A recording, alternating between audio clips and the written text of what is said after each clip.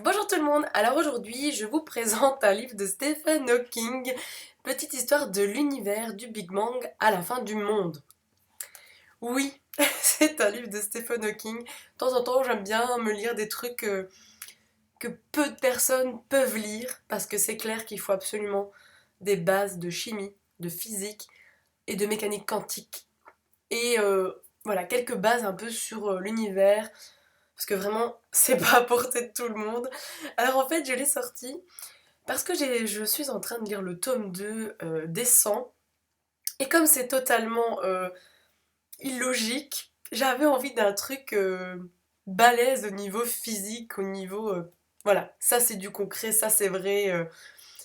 J'avais trop envie de lire ça. Alors Stephen Hawking va un petit peu retracer toute l'histoire de notre conception de l'univers. Ça va commencer par les Grecs, hein, et on va remonter comme ça toute l'histoire. Donc c'est très intéressant de voir comment on imaginait l'univers à une certaine époque. Qu'est-ce qui a fait de comment on pense que l'univers maintenant est en expansion, qu'il y a eu un Big Bang à l'origine de tout. C'est super intéressant. Alors moi ce qui me fait rire bien sûr, c'est que voilà, il va vous raconter tout ça. Et puis à un moment il va se citer lui-même parce que lui-même a participé à certaines théories. Donc voilà, et moi j'ai fait ça. Donc c'est vrai que ça fait toujours sourire. Parce que vous n'avez pas l'impression que c'est lui qui l'a écrit, enfin voilà, vous avez l'impression de tomber juste dans un roman avec un auteur que vous ne connaissez pas, mais non, c'est Stephen Hawking quoi. Alors vraiment, si vous avez des bases, voilà, chimie, physique, mécanique quantique, ça peut être super chouette parce qu'en plus c'est très drôle. Stephen Hawking adore le sarcasme, adore se foutre de la gueule des gens qui ont eu un prix Nobel pour pas grand chose. Je trouve ça génial. Et même il vous dit que lui aussi il pourrait l'avoir si un jour on tombe sur un trou noir, qu'on atteste que ça existe, que sa théorie est bonne. C'est bon, son prix Nobel il l'aura, c'est sûr. Ce que j'ai beaucoup aimé aussi, c'est qu'il fait énormément de références à Dieu. Voilà, est-ce que Dieu a créé l'univers? Est-ce qu'il est à l'origine du Big Bang? S'il l'a créé, bah, on est unique. Voilà, il y a beaucoup de références à Dieu et je trouve ça très étonnant pour un scientifique. C'est clair que c'est pas courant. Il aime bien aussi vous faire des petites démonstrations sur la psychologie et la façon que l'univers est fait.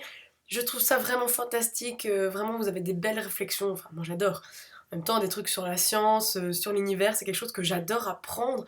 Vraiment, c'est super intéressant. Il fait aussi énormément de références à tout ce qui pourrait engendrer des romans de science-fiction. Il le dit lui-même, hein, quand il vous parle d'un truc, voilà, le temps imaginaire. Hein, il vous parle de temps imaginaire, je n'avais jamais entendu parler de ça. Il vous dit que vraiment, pour un roman de science-fiction, ça serait vraiment terrible. Vraiment, je suis hyper ravie de l'avoir lu. En plus, je l'ai commencé juste après mes examens. La fille qui vraiment... a encore envie d'apprendre, hein, c'est vraiment dans ce truc-là. Et je vous conseille vraiment de le lire si vous avez des bases, absolument des bases, parce que c'est un régal, voilà, il y a du sarcasme, vous apprenez plein de choses. Enfin, voilà, moi c'est ce que j'adore. J'ai vu également qu'il y avait un film qui est sorti sur sa vie. Vraiment, je l'ai sorti au hasard, je savais pas du tout qu'un film existait. Donc c'est une merveilleuse histoire du temps. Du coup, là, c'est clair que j'ai très envie de le voir, même si c'est vrai que ça parle plus de sa vie perso. Moi, je suis plus emballée par ses théories, par son cerveau. Mais voilà, après, c'est vrai qu'il y a certains scientifiques qui disent qu'il arrive à pondre de telles théories grâce à sa maladie de Charcot, qui ne peut plus utiliser son corps, du coup son cerveau ne peut faire que ça, réfléchir, penser. Comme quoi, encore une fois, on peut trouver du positif dans sa maladie, en référence à la dernière leçon de Mitch Albom. Voilà. Donc on se dit à très vite pour une prochaine vidéo. Salut. Vraiment, et même c'est une... Attends, je sais plus comment ça s'appelle.